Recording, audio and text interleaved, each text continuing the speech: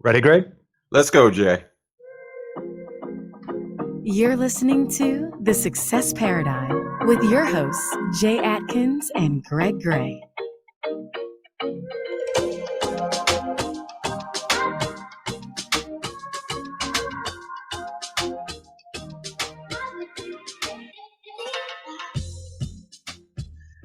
Hey, Greg, we got another interesting one here today with Tolga Demirel. Yes, sir. Is a What's going on? What's going on? I'm about to give your official bio, and then I'm going to give an unofficial bio, what I really know about you. So you guys need to listen to that part. Toga is a co-founder of AgencyZoom and has been active in the insurance industry for nearly 10 years. Toga started his insurance journey as a scratch Allstate agent and grew 3 agencies organically to around 9,000 customers. Later, Toga founded AgencyZoom, a CRM and a sales enablement tool for insurance agents. He's also been married to his wife, Danielle, for 10 years, and they have one daughter who is absolutely beautiful, who is 23 months old and is the light of his eyes, just like my daughter. I completely understand it when I see him talk. His smile is bigger than you can ever imagine. Now, Toga, I'm going to give you an unofficial bio that I know about you. I met you probably 7 years ago at a mega conference, and there were several agents surrounding you. And I was like, who the hell is this guy? And then I met you, and you just have this polarizing personality that is super intelligent, brilliant, always thinking outside the box guy that is open and warm to every single person that you meet. And obviously, you're not going to say that about yourself, but I think people need to know what kind of human being you are when they hear about your success journey, because I think we'll do a recap, but I think the biggest reason for your success, Tolga, is what I just described you as, is what I saw from an outsider. And then when I got to know you and knew who you were. And I'm glad to have been in the same space because I've learned a lot from you. And I will tell you, from being a customer, one of the things that most impressed me about you is whenever I had a question or a problem or a suggestion to make something better for my agency within your system that you've created that was genius, you were all over top of it. And matter of fact, reached out to me and said, hey, if there's anything I can do ever, give me a call and I'll be right on top of it. So that's my unofficial Toga. I'm so glad to be in the same space with you. So excited to get on here and talk to you and get to know you a little bit better. What made you successful? So welcome to our show, my friend. Well, thanks for having me, and thanks for recording that so I can play it to my wife. That's awesome, man. I appreciate that. The feeling's mutual. Yeah, the wife is the most important person that needs to hear that. Sure. I completely can understand. No, she's a rock star. She's a rock star. So, on here on the Success Paradigm, I mean, the reason Greg and I started this show is because we really, a lot of people always see the glory in people's lives. I mean, you can think of the most famous people in the world to, some of the people that you surround yourself with are your friends, and you really don't know what their story was or what they went through or what their failures were or what they're going through currently that they're dealing with to get on the other side. And what we like to do is get into that story and get to know you a little bit better about, what made you Toga? What made you the person you are today? Did it happen when you were a child? Did it happen when you were in college and you met people? So we want to hear that story. So why don't you start where you want to start, Toga, and kind of tell us a little bit about you and so we can get to know you better. Well, boy, that's definitely an open-ended start. So I guess first thing to know is that I am born and raised in the greatest city in America, Columbus, Ohio, home of the Buckeyes. Go Bucks. So there is no story about Toga without talking about the Buckeyes. No doubt about that. So I'm very, very. I'm a huge Columbus guy. So born and raised here in Columbus. Born to 2 immigrants straight from Turkey. So I'm Turkish, and you'll see that with my arms flinging around. That's what we do. And my parents came over here. Boy, my dad came over here probably in the 60s when they thought the streets were paved out of gold, and just try to make better opportunities for himself. And then my mom came over. Long story short, there was born to two immigrant parents who just worked their ass off. Like literally the default story of an immigrant parent. We're going to work 3 jobs. I think the most amount of money my mom ever made was $12 an hour. My dad probably $45,000 a year. And my dad worked until he was 80, which is 3 years ago, by the way. Wow. Which is quite interesting. He would have kept working, but had some health issues arise. And my story was kind of boring, honestly, growing up, because like it's so strict on the parent side, like especially my mom. I got straight A's in school, didn't date any girls, like this is a deep. You're going to be a doctor. You guys know what I'm talking about here, right? Got a full ride to the greatest university in the world, Ohio State University, academic scholarship. And then I went to college and I moved on campus and went crazy, as you can imagine, when you get away from your parents. So that's like kind of like the first like find yourself moment. I don't know how it's defined or whatever, but I did not want to be a doctor. I did not want to study science and biology and all that kind of stuff. And long story short, I lost my scholarship and I couldn't afford to go to Ohio State, which is a state school. And at that time it was very cheap. To give you a little insight of how much money we had. We weren't like dirt poor, but we definitely weren't well off, I guess. And so I had to figure out what the hell am I going to do? Because I'm no longer at Ohio State University. And that was about 2 years afterwards. So I was into computers and kind of like programming stuff. So I enrolled at Columbus State University, which is a local 2-year school. Totally switched up the game and went for computer programming and finished that. And then I started interning at this, after college, or at least during it as well, at a company called Intravet. It was actually owned by 2 Turkish guys, and they made management software for veterinarian offices. So not that we're going to talk about insurance, but in insurance, we have the agency management system, same thing, but on that side. And I did some coding and they hired me full time at that job. And I started making the money that you expect to make after college. Back then, I don't know what the number is now, but it was $35,000 a year, back then. I was happy, really happy, and I felt fulfilled. But I had a bunch of friends and they kept sending me their paycheck. They worked at a mortgage company. And this is back in 2002-ish or whatever, like the heyday, 2004. And their paycheck was substantially greater. And they said, you got to do this. You're a sales guy. You like talking to people. People like talking to you. You'd be a natural at this. But because of my upbringing, I was pretty low risk. I took some risk in college. And what happened? I lost my scholarship. I had to start all over. And that was like, another point where I was like settled down again. So it was very low risk. And I talked to my father, who I'm sure we'll talk about a little bit more. But he was like, don't do it. It's 100% commission. Like, it's too risky. A year goes by, 2 years go by. I don't know what it is, if it's just like them or if it's something inside of you that just happens. One day I was like, dude, all right, I'm a decent programmer. I can find a job making 40K. Like if I try this and I fail at it, I can find a job. I believe in myself. I can come back to this. But let's go do it. So I took that opportunity. It was one of the best decisions I ever made in my life, by far. So for me, that was like the first full like invest in yourself Toga decision, if that makes sense to you guys. Right. Where I like listened to whatever it was. And I've listened to a lot of stuff inside that has led me the wrong way, as we all have. But that was the first one that I really felt it. I don't know how to describe it more than that. And 100% commission. I came over, I had no choice but to like go all in on it, which by the way, I'm a big proponent of 100%. I love that like all in attitude. And first month just worked, 12 hours a day, was the first one, last one, did what I needed to do to write mortgages essentially. Cause I had $100. I had no money at all. Couldn't call my dad for money. Couldn't call my mom for money. Did not have that luxury, if that makes sense. And it went well. And actually, I'll take a step back. I think I should tell the story of my first day. So this is side railed, but I think it's important to understand this because there was another grit moment there. So my first day after this 2-week training, they had an incredible training program, by the way. So my first day, I have the scripts prepared. I make my first outbound call.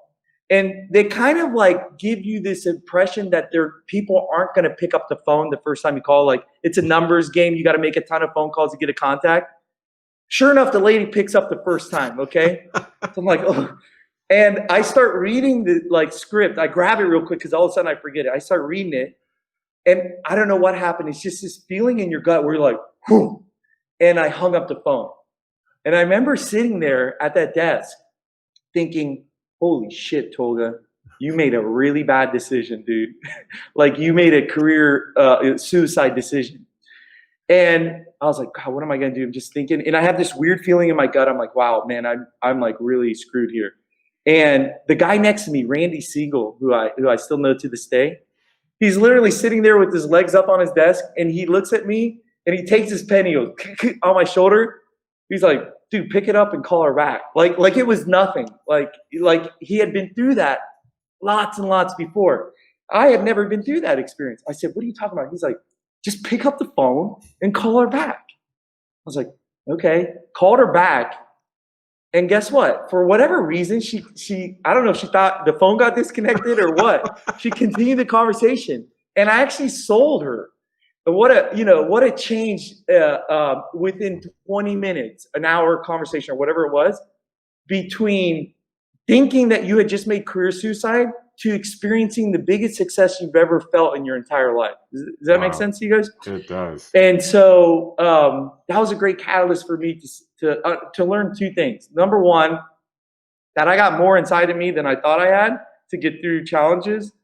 And two, I might be okay. I might be good at this, maybe not great, but I might be okay to make a living. So I just continued like the whole head down, work hard mentality. That was one thing my dad really taught me is like, okay, just you got success, head down, keep working, and worked out. And long story short, worked my way up this company. It was a fantastic company. They spent, I would say millions of dollars investing in training. There was a guy in Florida, actually, Dale Vermillion. I owe that guy hundreds of thousands of dollars just because of what he did. This company spent millions of dollars investing in training. I'm a big believer in that. Obviously, you guys are as well. And I still use the process. Like he had this 8 steps, like 8 non-negotiables. I narrowed it down to my 4 non-negotiables for like what we did for insurance. But like, I didn't learn, like I didn't make any of that up. I learned it because somebody was willing to invest in me and I took it serious. I didn't try to reinvent it. I said, okay, this is a winning script. I'm going to go with it.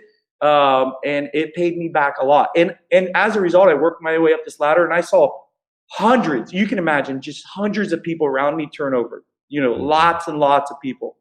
But the people that made it at this company, it was very difficult to work at, are some of my best friends. And they're probably some of the most successful people I know. They are thriving because they learn, they also like didn't try to reinvent it. They said, okay, here's a process that's working that an expert tells us is working. Let me do that. And there's also personal mentorship as well in that, and carry those things out. So it got to a point at that company. By the way, you guys can cut me off if you want to. This is exactly what we want to hear from you. Yeah. So it got to a point though where I was reporting to the CEO of the company, and I was like, well, how old was I? Close to 30 years old at the time, somewhere around there. And it's like, that's that other inside thing in you. It's like, what's next? Not in a greedy way at all, but in like what's next for you to accomplish, I guess you would say. And hopefully that accomplishment also lets you eat a little bit better, but it's just like, what am I doing here? I'm not going to be the CEO of this company. And I very specifically remember telling Michael Isaacs, who was the owner, who I owe a lot to as well.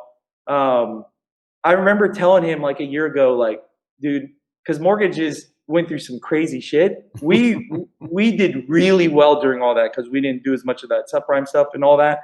But I remember saying like, look, we're killing it. We're doing better than we ever have. If ever hit the rain, I'm going down with the ship. And but at some point, like a year later, I said, and we're killing it. Like I'm talking about like Seinfeld, like top of the like going out on top, you know? Mm-hmm. I know I had to go to him and say, like, it's time for me to move on. And I remember crying in his office, which I was like, I hadn't cried in years.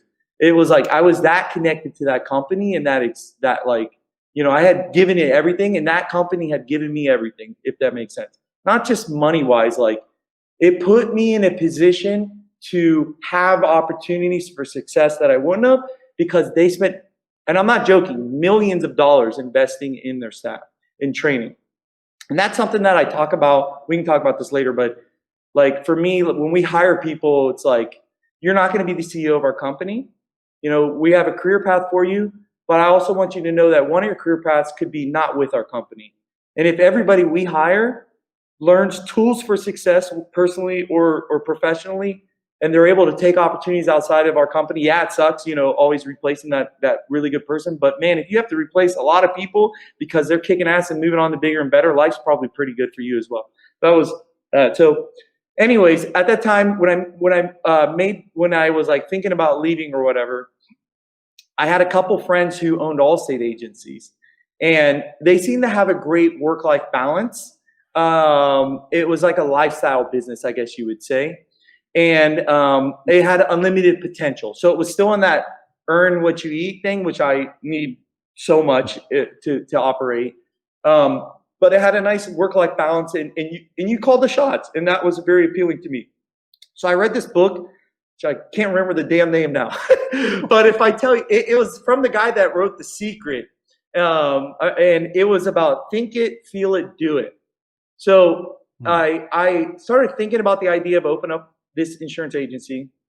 And then it became so overwhelming, the feeling inside of me, that I made a decision to do it. And something that was really important in that book that it taught me about decision making was when you think it, feel it, and when you're like so overwhelmed with it that you're about to do it, do not tell anybody at all about it. So, well, of course I told my wife, but I, you know, swore to secrecy. Didn't tell my parents, my sister, my best friends, nobody. My coworkers who were best friends, like, you know, at the mortgage company, nobody. And I think if I would have, I don't think I would have done it. And that's another best decision I ever made in my life, was that when I was so overwhelmed with the feeling to do something, that I didn't talk to anybody about it. Because if you talk to enough people, somebody's going to say something negative, maybe even in a passive aggressive way, but then you get that little bird in the back of your head that makes you doubt yourself in the decision making. So that making the shift to the mortgage company was a very important decision. And I don't know that doing the Allstate agency, obviously that was an important milestone in my life, but the decision not to talk to people, I think, was more important than that. And that might sound weird to say, but I see it as like a critical part of my life. And then here I am again, you know, with the insurance agency, zero income, right? I all in. I'm all in again, right? And just investing in people and building processes the way I wanted.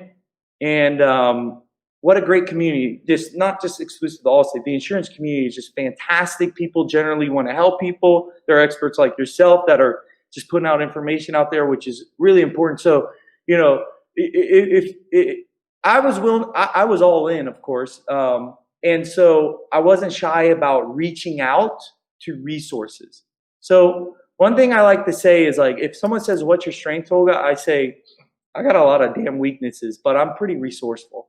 And to me, that's like, when we hire people, I ask for the 2 R's, resilient and resourceful.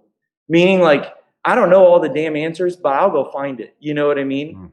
And that was like Dale Vermillion. I didn't know how to sell a mortgage, but he did. So I just used what he says. I didn't know how to sell insurance, but I knew there were people out there that did. So I talked to them. So I'm not a shy guy, as you can tell. And a little luck and a lot of hard work and a lot of investment in myself and the people I hired led me to a very successful agency with needs. And one of those needs was related to onboarding our customers. So mortgage is very transactional in nature. You have a process, you work with the customer and then you do the transaction and it's kind of over, you know? And I was great at that, really great at that. But what I realized in insurance is it's not over. And we were bad at onboarding our customers. Great at sales. We were really great at sales, bad at onboarding our customers. And I had an aha moment, like, not only is that causing revenue problems, but it's sucking up my people's time because they're dealing with stuff that if we had a great onboarding process, we wouldn't get this email. We wouldn't get this inbound phone call. So if we create this onboarding process that starts with the small fires that I already know are going to come in, meaning we are proactive instead of reactive around that, which everything that I've ever done in sales, by the way, the success around it is being proactive versus reactive. So how can we translate that into the, the relationship part of things, which I was, full disclosure, just not good at. I was a sales guy. And we worked on that. And that onboarding process led to a lot more sales. And as a result, it led to agents asking questions about my sales. And I explained it with a sheet of paper that said it's an onboarding process. And it didn't make sense to a lot of people, but it made sense to me. And that led to AgencyZoom, where I am today. And not to get too detailed on that, boy, I just talked for like 20 minutes about stuff, but no, a lot of stuff in there. So why don't I pause and kick it back to y'all? Well, that's precisely that's how all of these start. And so, because I think it's important for people to kind of have an idea. Jay was talking about that before, kind of the, looking back on the footprints that led you to where you are right now, because a lot of people don't know that story. And it's important that they have some context around who this Tolga guy is. So I'm listening to what you're saying in there, and I'm tracking along with it. And I found myself counting how many times you said the word process. And I lost count, which means that is clearly central to a lot of what has worked for you, all the way back to the initial script, which was hilarious when you said you hung up the phone. It's like, I was like, did he say she hung up? I think he said he hung up the phone. Yeah, it was me. Yeah. But from that all the way through each of these legs of the journey, all the way up through AgencyZoom, which is, by the way, all of us who know anything about it understand that it is process that it takes away from us having to do. So it's just, it just clicks, and takes care of so many things. So process is clearly a big deal. So when did you, I guess some realization you were saying before was like that was not your strong suit. So looking for people that had blueprints, I guess, so to speak, was important to you. Yes. But when did you, have you always known that was something that is always going to be the next rung on the ladder, is that before I get to this next place, or when I get to this next place, I need to really look around and see how other people are moving in chess pieces? Because a lot of people are, some successful people do that. Other people would rather say, I figured it out, and I'm the man, and I struggled through, and this is what I came up with. But you're saying over and over again something I think is important for people to hear, which is if it's already been invented, there's no reason to reinvent it. When did that kind of kick in for you? I mean, I remember very, very distinctly the professor's name and everything. So this is kind of like context-wise tells you a little bit about how I think about higher education, by the way. I think it's really, really important. And one thing my dad always told me is you got to finish, because it's a gold bracelet on your wrist. It's one of those Turkish sayings that in any time of trouble, you can cash it in, right? But when we talk about education, like that moment that I'm about to tell you, that education that I received in 2 minutes paid me a life of fortune and blessings that I never, reading a book could have got me. So here's what it is. It was in a programming class, like 101 class.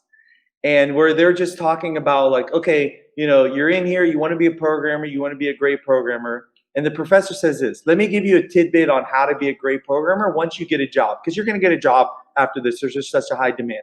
Your first day at work, go like ask your manager who's the best programmer and who's the worst programmer on the team.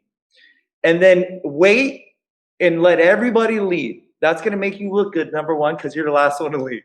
Number two, he said, go to the person who is the worst programmer and look in their trash can. So back then, like it seems like not so long ago, but like 2000, code was like also printed out in like little things.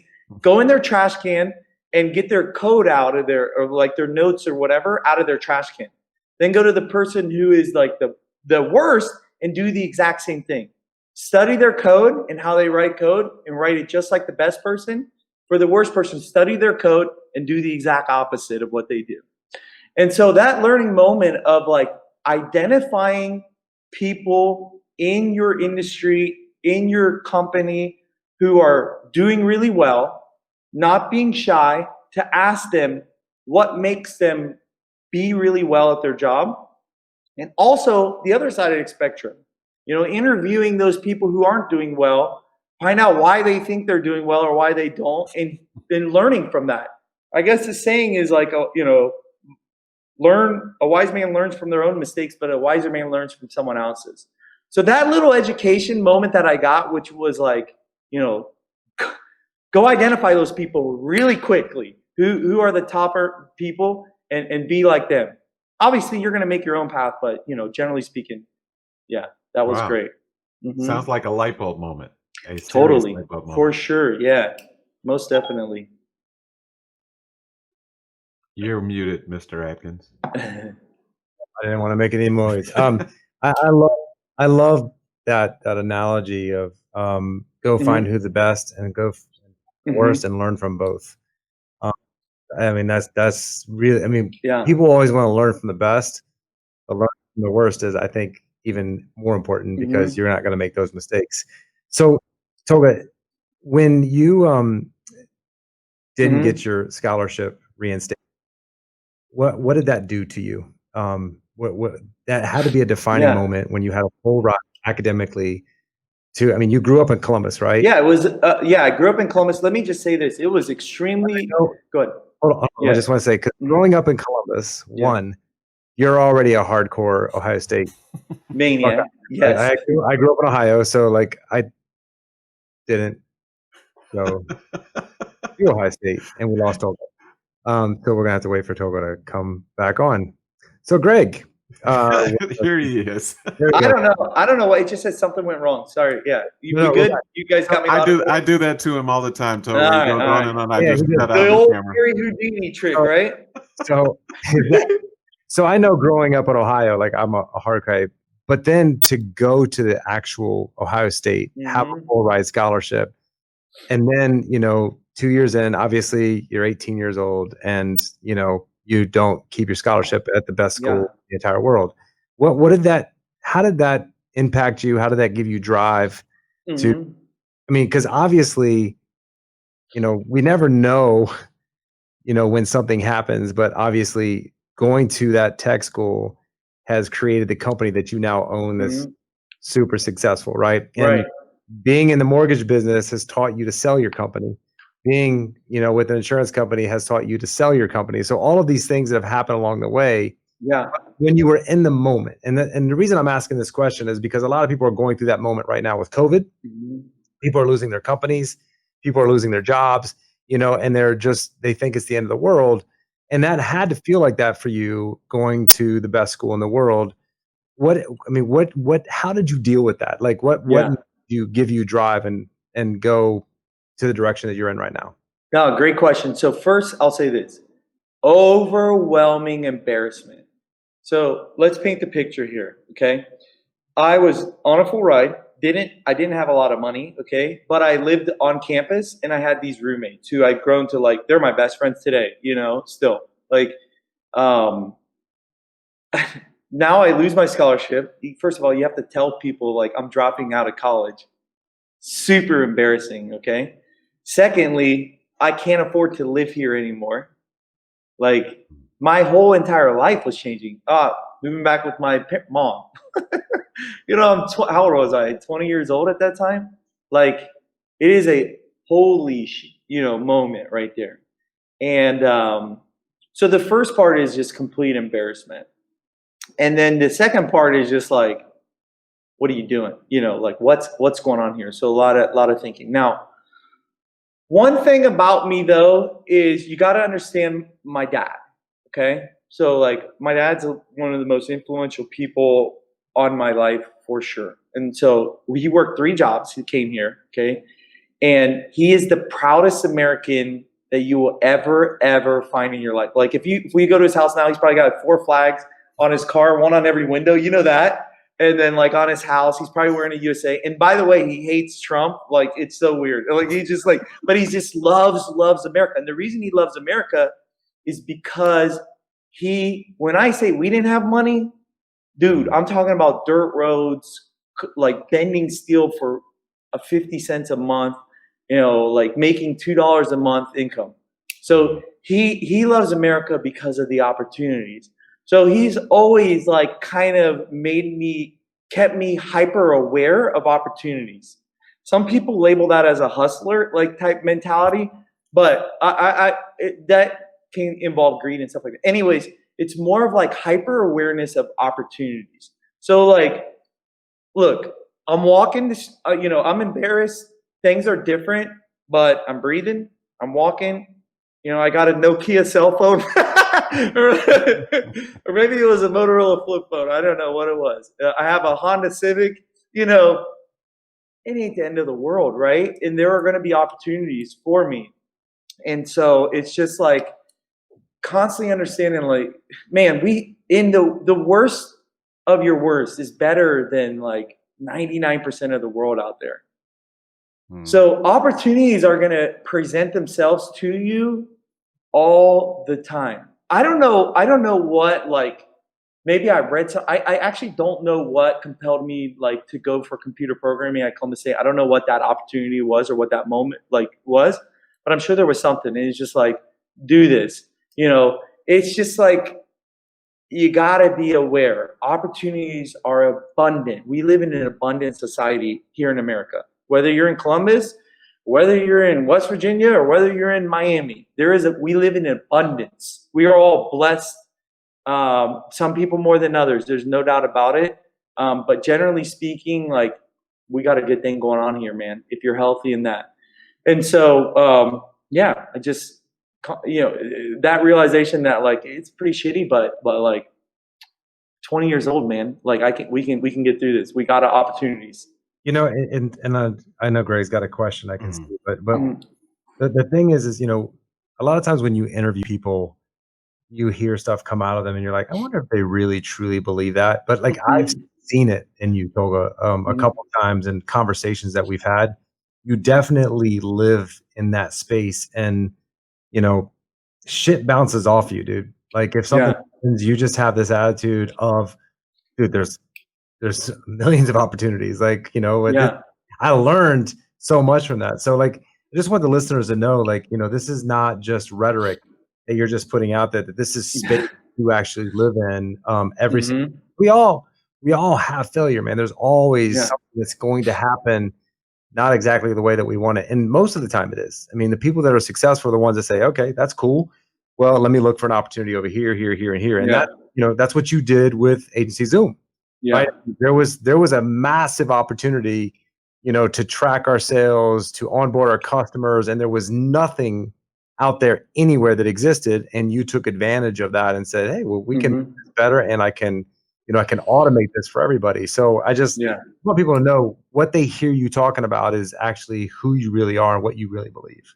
Thanks. Thank you. Well, and so I can echo that. I remember the first time I met you, Toga, was actually at a conference. I think it was the Texas Agents meeting. There was in San Marcos, and I remember AgencyZoom was one of the sponsors of the event, I think. And I kept remembering, I was like, man, this guy is a really good salesperson for AgencyZoom. I had no idea who you were relative to the company. but I think that's kind of part of the magic, because you weren't there as you were there for the people that were listening to you, not to kind of wave the Toga flag, so to speak, and say, this is my baby. And I think that humility combined with just a ridiculous energy. I don't know whether the people who know you know that this is a very tame Tolga that we're getting right now on this thing. I mean, the fact that you're actually staying inside this box is amazing. Yes. But what I want to ask you about, because you've ascended, you established and you move, you establish and you move, and one of the things that the pastor of my church used to say all the time, and it's so true, is every new level introduces a new devil. So you move up, you kind of learn how to wrestle the demons at the level where you are. And then you go up the ladder a little bit and you're like, holy crap, there's a whole new game of stuff here to figure out. And that's where some people stop, because they go up and it's like, wow, this is a bigger game up here. I don't know if I want to play in this bigger game. Yeah. As you've moved and ascended from one role to the next, what move surprised you most when it came to when you got to that next place, either because it was either easier than you thought, or you were like, wow, I didn't see this coming? Tell us a little bit about that. So I guess one of my biggest strengths is attention to detail when it comes to process and experience. It's also my biggest weakness, kind of, I'll get to your point. In that you grow, you can only do so much. So you have to hire and trust people to do that. But the expectation levels are excellence. Jay, I know you know that. It's the expectation level is excellence. And anything below excellence, I'm not afraid to express my displeasure with that.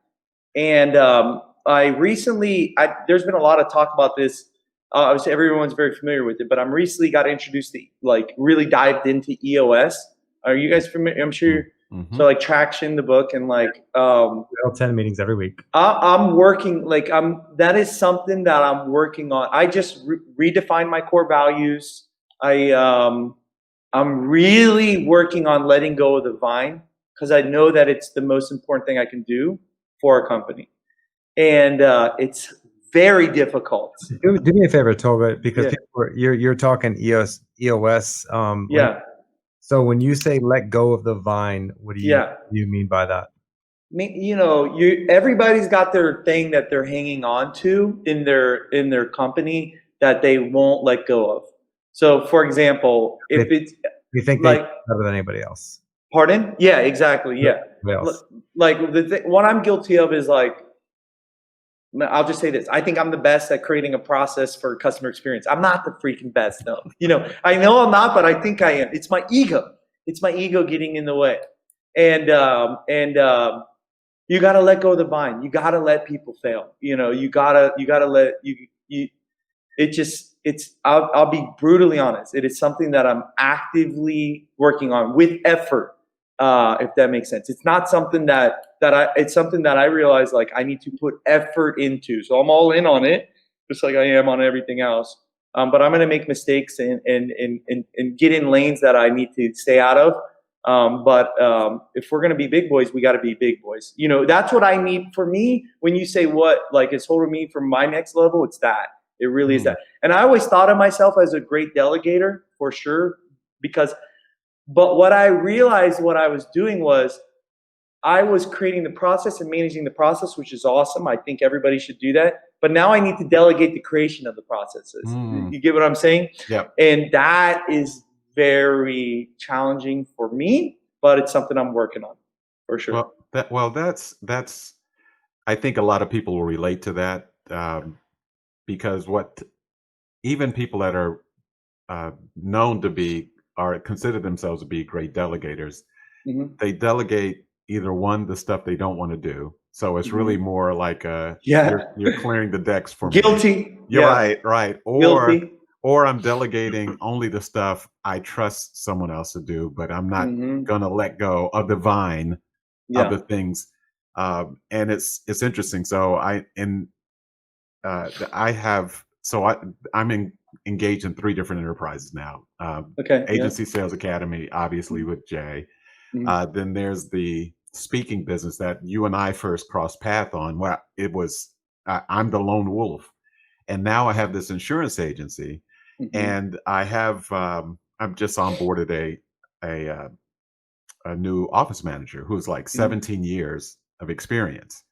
And so what I am finding myself doing is I'm stopping a lot of the sentences I was going to say, because I don't have 17 years of experience. I have a pretty decent business vision and around excellence and all the things we're talking about. But this is a person who has pulled a lot of levers successfully. And I have to be careful, because I find myself going, okay, so what lever do you think we should pull again? And it takes some energy to do that if that's not what you're used to do, even when you know it's a good thing. So I appreciate your transparency on that, because you don't want to be in the middle of it for the rest of your life unless that's just your thing. You can't get bigger if you're always holding onto the vine. The next vine you can't grab, to take that analogy probably to a ridiculous place, but you can't get to the next vine. 100%. Yeah. Let me kind of add an analogy too, because I use this analogy with a lot of people that I hire and talk to, and just like friends. So it's actually something my dad told me, Turkish, so I'm going to mess it up a little bit, but it's basically like, you're going to move on your life, and you're going to be interacting with a lot of people, and those people are going to know the Toga they know. And they're going to put the characteristics or the attributes that make up Toga and put it in a box, and they're going to take that box closed. But you're going to keep, hopefully, evolving. They might put you in the box so much that you also get stuck as well. But more than likely, you'll evolve, because I know you are. And that's going to cause friction with your relationship with that person, because you're going to be doing things that they aren't normal to them. So then my dad would say, you probably experienced that with a girl. I'm like, yeah, for sure, man. Wasn't allowing me to change. And I thought I was in love, but you're not. You're different, and you evolve. And the most common place you see this happen is people that still hang out with their high school friends. Not that I still talk to like a couple people, but generally speaking, people get stuck in high school, they get stuck in college, they get stuck at their professional friends. It's just like, they get stuck because people put them in a box, right? So I was always cautious of that. What I realize now is that the person on the other side is me.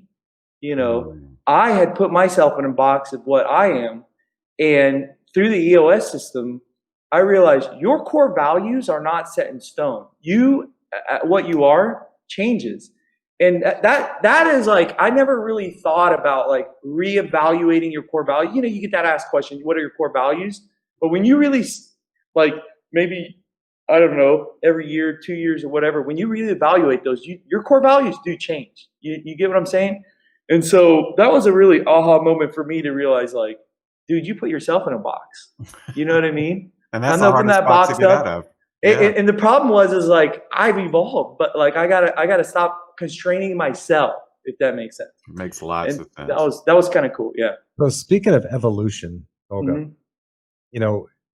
success is an interesting thing that we talk about, right? Because success for everyone is different. What you want for success, could be, I want my company to be $1 billion company, and I want to be able to spend 40 hours a week with my family, and I want to be able to travel the world.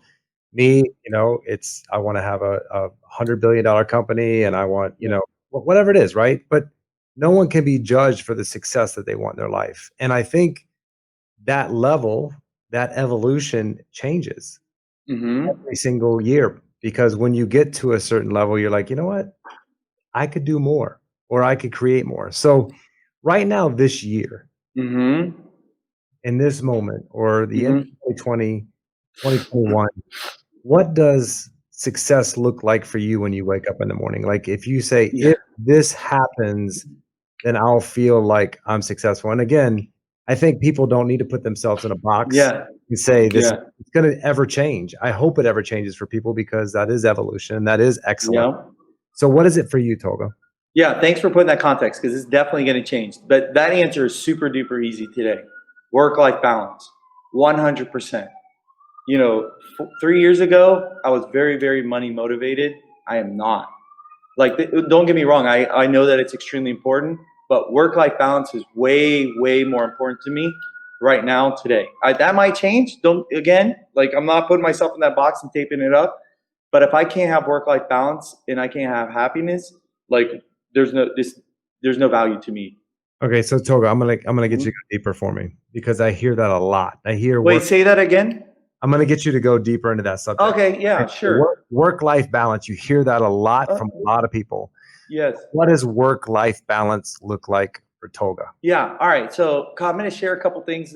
We talked about this before, so I'm happy to share it. I think this is a great platform, but people find out something some of my really good agent friends probably don't even know about me.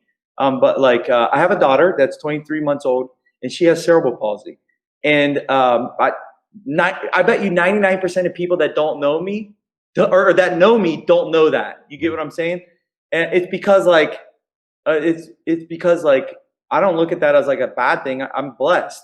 You know what I mean? She's an angel. She's cutest girl in the world, and it's really, really a blessing. But it is true that having a child changes your perspective on how many hours you need to spend in the office. It is true that, and especially when they have needs, like I'm planning ahead. I have to really plan things ahead because of the challenges that my daughter is going to have. Money is very, very important, but I know that it ain't going to be everything. Like that, there is no amount of money that's going to change your happiness because of the situation she's in. She's not. But I know that when my wife and her are around, I can see the little things that spark that. So time has become extremely more important. Do that. Now, that's the sentimental part of like where it comes in. The other thing is I know what I enjoy. I enjoy golfing. Like there's no secret about that. That one people know about me. And going golfing, not that I do it like a lot. I'm actually golfing less this year than last year, but when I go golfing, like I usually go Thursday night and one time on the weekend. It affects the rest of my week's performance. It does. Like I know it does. And my wife knows it does. And we're our best, like whatever she wants to do, I'm her cheerleader because I know it makes her happier with every other aspect of her life. I got a rock star wife and she's the same way. She understands that. And she's like my biggest cheerleader versus like you're going golfing again. It is that mature understanding that there are things that affect the way you feel when you're not doing those things because you did those things. That was a really weird sentence, but does that make sense? It makes total sense. Total sense. Yeah. There's I like to, I like podcasts. Like I spend an hour and a half every day listening to podcasts. I do. It's just like it's what I do before I go to bed. It's what relaxes me. So there are certain things that I need time for that I know affect that. And if I'm doing all these hours at work, number one, I'm not putting people in a position to be successful. I've learned I'm not putting my company in a position to like grow and be, the big boy company I have a vision for. And it's not putting me in a position to experience, ideal happiness levels with that. And I know that like for every dollar I add, it's not incrementally increasing my happiness level. It's not, every dollar add to the bottom line does not increase incrementally my happiness level. But there are certain things, spending time with my family, doing things that I enjoy that do incrementally increase my happiness level. So focusing, putting effort on those things has become more important. That's today. Don't get me wrong, dude. This could all change a couple of years from now, Well, so I'm glad you're saying this. And somebody actually, I think Javier Najera asked what EOS is. And thanks, Lola. It's entrepreneurial operating system. Just a fantastic. It's such a paradigm shift. And Rocket Fuel is the book. Are you guys? Sorry to cut you off. Are you guys both using that in your organizations? Absolutely. Yep. We use it at AS insurance. I've It's the best. Are you self-implemented? Nope. Mm-mm. Coaching?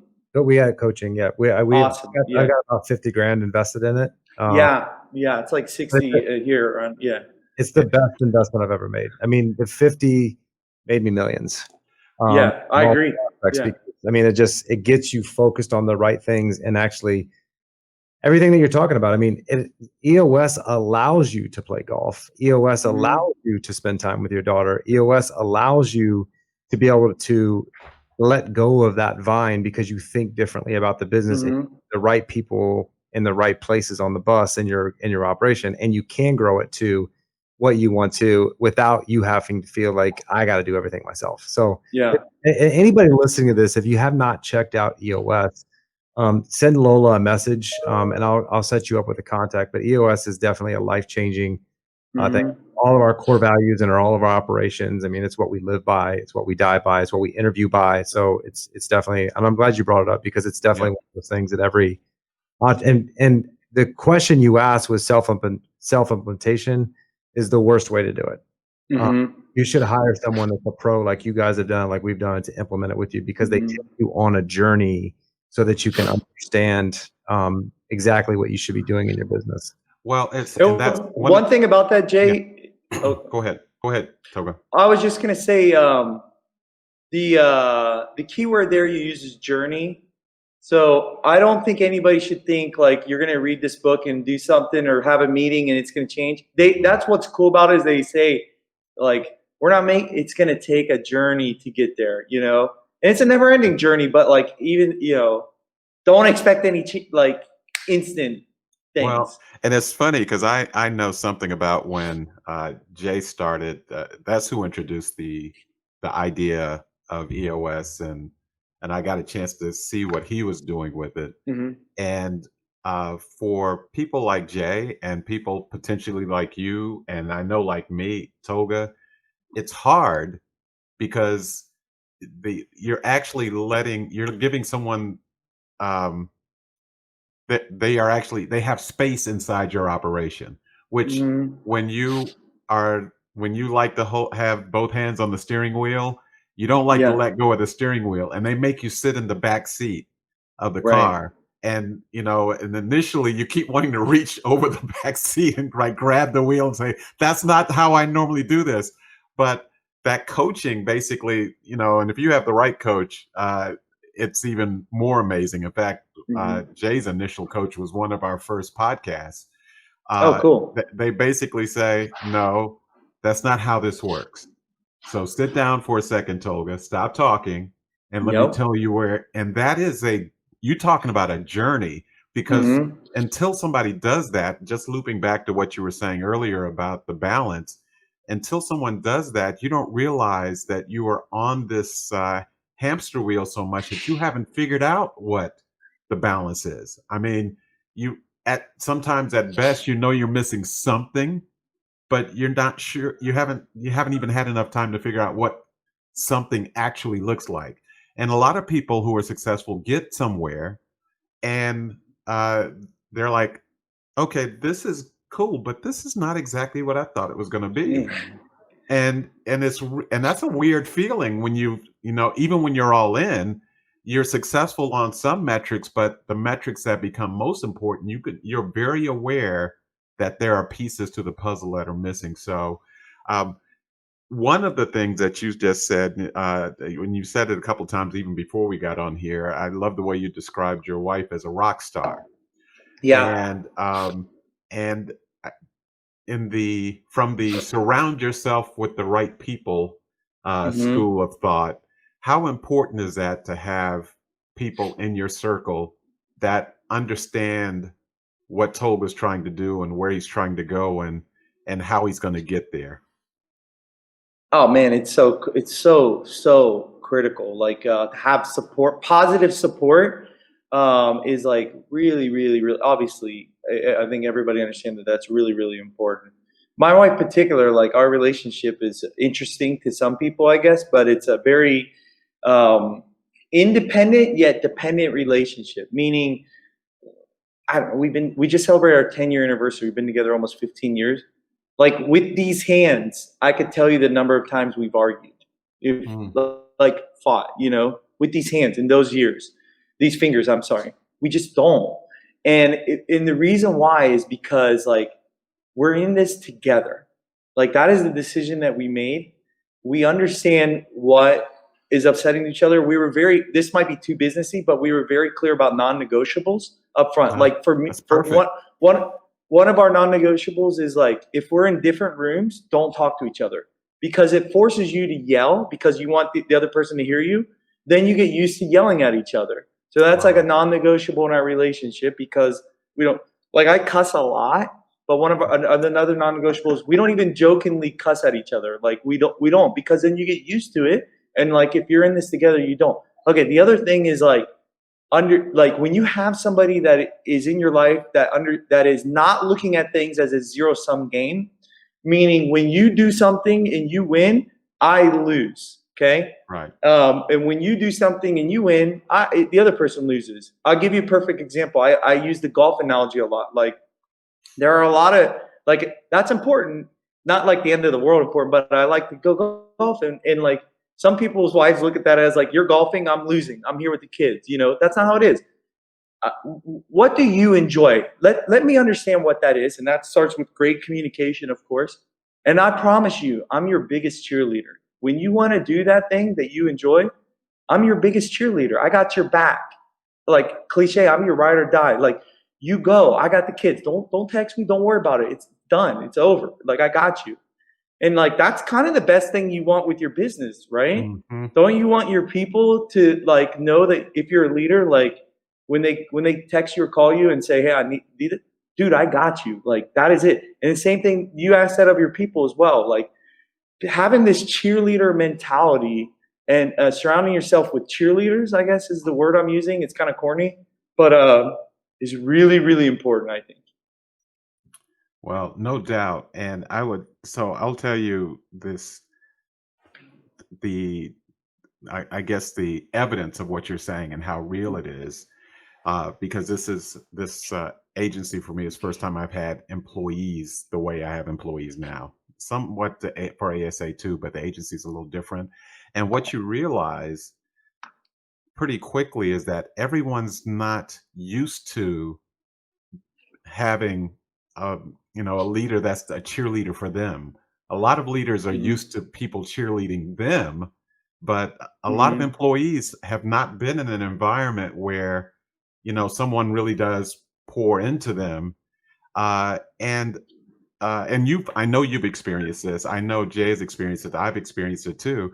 It takes some people a while to get used to that, because they're like, let the other shoe drop. This guy couldn't really be like this every day. Maybe he's just right. And it takes almost the consistency over time for people to actually understand. But when that light bulb goes off and they understand that when you are cheering them, you're not just cheering them to get them out of the room so the meeting can be over, but you're actually cheering them. A switch flips for them and for you too. And so I'm really glad you were talking about that, because you were talking about your wife, but really it's about relationships. You used that word a few times too, and having the right ones are key for success. Yeah, for sure. Hey, Toga, I'm going to ask you a question now, and this is not going to be a question that I want you to answer and be like, I don't have any of those. Okay. So we all have them. I'm going to set you up because some people answer this question. Not what I want to hear and not what they want to hear that's listening. What is one of your biggest regrets and why? Oh, what is one of my biggest regrets and why? Oh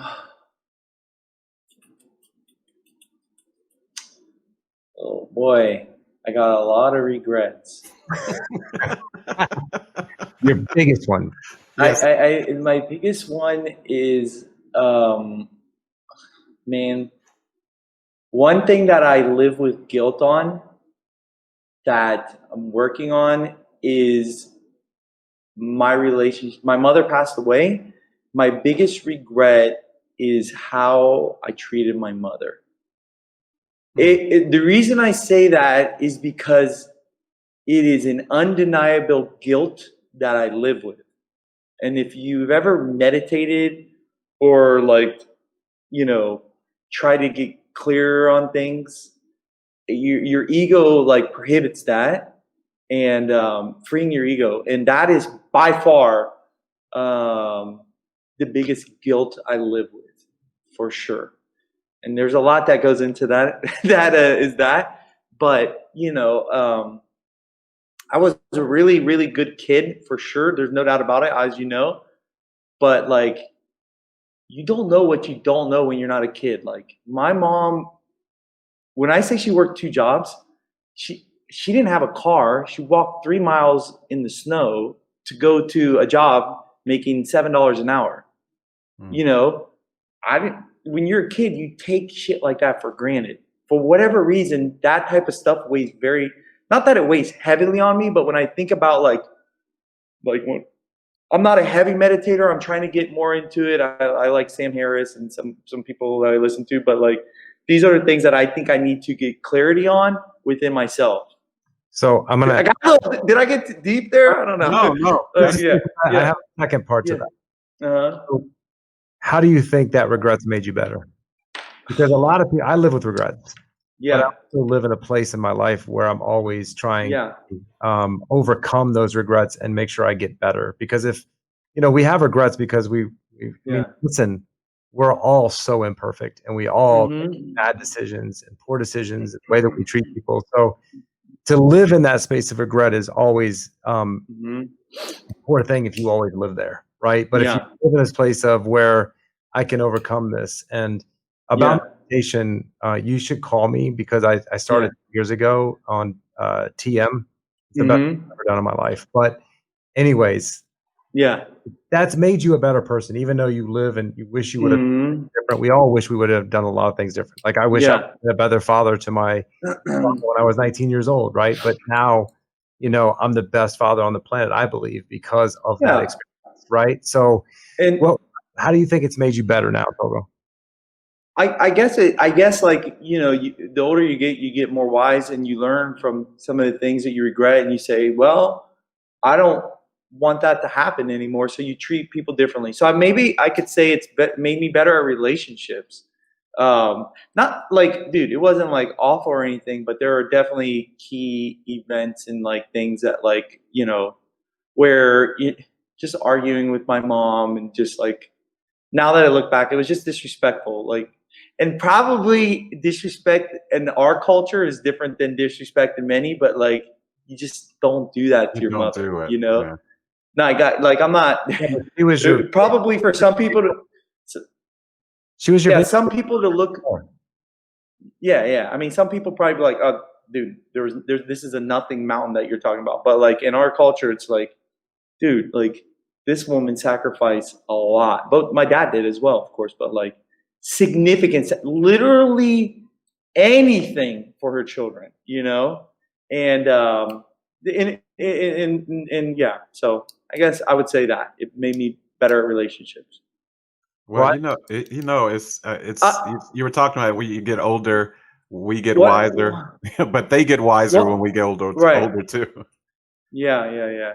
It also, in a weird, it made me better at relationships because like, now this sounds crazy. The sacrifices she made, I wish she would have thought of herself first a little bit more.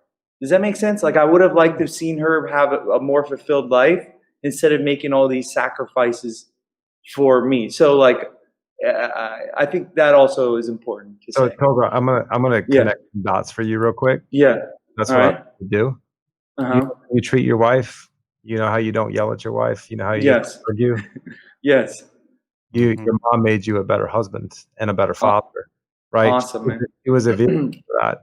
And now you recognize that. And most people don't ever recognize that, right? They constantly point fingers. So I commend you for saying what you said, because now, you're able to teach a lot of people on here what a husband should do and how a husband and wife should talk. So, the people that listen to this over the years, what happened with your mom, and like you said, better relationships. And I love that you shared that. People would be afraid to share that because they'd be afraid that people would judge them. And I just respect you so much more because I think a lot of people hearing that a lot of people probably need to talk better to their moms. A lot of people probably don't realize what their mothers went through for them. Yeah. And, the fact that you brought that up, there's a lot of people saying, you know what?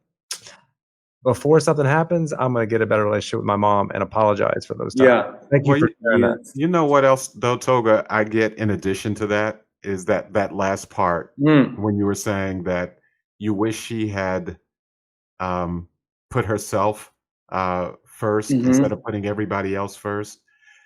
I kind of hear that in a lesson that you are taking for yourself also. I agree. That it is that, because you can visualize what it looks like to never have yourself front and center. And so it's great for your relationship with your wife. It'll be great with your relationship for your daughter. I got 3 daughters. Let me tell you, it's beyond awesome. But it's also good for Toga's relationship with Tolga as well. That that I can pull over on an exit ramp and just do nothing except look around at the things that I want to look around at, and that's okay. And I'm not harming someone else because I'm taking care of myself. So there's a lot in what you shared right there that I think is really powerful. So thank you. Yeah. Toga, I'm going to ask you a question that's going to hit home a little bit differently than it would have 2 years ago. Because I recently I have a daughter close to the same as yours, and this point in my life, my legacy is way different than it was 5 years ago, and what I wanted my legacy to be. And if something happened to you, and you could leave your daughter with 3 things that she should live her life by, 3 principles, yeah, to carry that on as your legacy, her life that her father left her with, that she's going to impact the world with. What would that be? You cut out. It was cut out there. Sorry for a little bit, but I think I heard it. Like 3 things for legacy. Is that correct? 3 things. Okay, your legacy to be known for. I would say smile, make people smile, and be accountable. That's awesome. I'm telling you, man. I really, really mean what I just said. I think those are actually the 3 best ones I've heard. I've heard smile, but make people smile. Like that's a great one. And be accountable. I love all 3 of those, Toga. Yeah. You guys know, you've heard me on stage, like even my sales 101 that I teach any salesperson, whatever we're selling, insurance, products or widgets or whatever we're selling. It's like when people ask how you're doing, you smile and you say, fantastic. You know how I always do that on stage? Like you say fantastic because like things go well when you smile and you make people smile. So true. Usually things go pretty good. I'm going to be stealing that for some training I'm doing next week. Cool. So thank you for that gift. You have any other questions, Greg? I was just going to sum up like 3 quick questions, but do you have? No. Go. You know me. I might jump in. So okay. Yeah, I'm not a rule follower when it comes to I'm going to that. ask you 3 quick questions, Toga. What's one habit that all of our listeners should do that you do every single day religiously that has created success in your life? Murder list. I call it the murder list. So every day I have a piece of paper right here on my desk. It's just what are the things I need to accomplish today? No matter what, I rewrite the list every single morning. Even if the 3 things are still the same, like I still rewrite it so it's new and fresh on my mind so I don't forget it. Murder list is what I call it. Hot list, whatever you want to call it, but that is, I'd say, and what's understand what you're supposed to do. And what's the 3 most recommended books that you would recommend people read that have changed your life? Traction, I would say, is really good. E-Myths Revisited is a book that is that in Little Red Book of Sales. Okay. And then, who have you been closely following this year? On either say that one again. Who have you been closely following this year? Either podcasts or YouTube, Facebook, somebody that's you're following and watching. Okay, so I'm a diehard Joe Rogan fan, like a maniac Joe Rogan fan. I love Joe Rogan, and I'm getting into Sam Harris a little bit more. Now he gets a little political and not so much on that side, but like the mindfulness stuff that he does is I'm getting more into that. But I am a big Joe Rogan guy. All right, I'm going to wrap this up because my iPad's about to die, and I'm not going to get these things real quick. I really appreciate your time. I got 1%. Hopefully, I can get these. Not, we're going to have to post them up. But these are Tolga's ingredients for success. Work your face off. Believe in yourself. Take risks. Invest in yourself. Go all in everything. First one in, last one out. Just pick up the phone and call back. More inside than you think you have. Head down, hard work from your dad. Head down, hard work. Head down, hard work. Pay attention when people invest in you. What's next? Always think what's next. Invest in training, invest in people, reach out to resources. And it died. And I had like another page. They were really, really good, Toga. I'm going to, you know what? The next podcast we do, I'm going to start it with your recap so that people can hear the recap. But they were great takeaways. I had 2 pages of takeaways, but my iPad died. Well, awesome, man. Well, you are leaving us, Toga, with one of a couple of the biggest takeaways, and that is when you were talking about making people smile. And it's funny that those 3 things, smile, make people smile, and be accountable, that those are all intertwined. And what I have come to learn about you is that you always offer up yours first before you expect someone to reciprocate. So you never seem to be the guy that's waiting for someone to smile at you for you to engage. You always are out front. And it's disarming. I've seen you around people that are like, okay, right, okay, but it works because it is not just. It's not a tactic for you. It is. It's who you are, and I think that's why it's so cool to know you, and so cool for so many people to get a chance to hear your story. You're the real deal, man, and really appreciate knowing you. And I haven't known you as long as Jay has, but 10 minutes in Toga's orbit is worth a lot.